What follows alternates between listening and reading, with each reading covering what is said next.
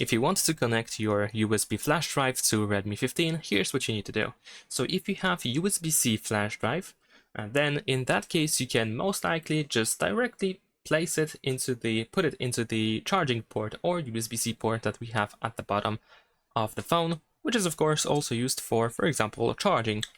Now, on the other hand, if you have USB-A flash drive like I do over here, so with the bigger USB, then in that case you need to have an adapter that looks, for example, like this. This is a simple USB-A to USB-C converter, and we can connect our flash drive to the adapter like this, and then we connect it to the smartphone, like so.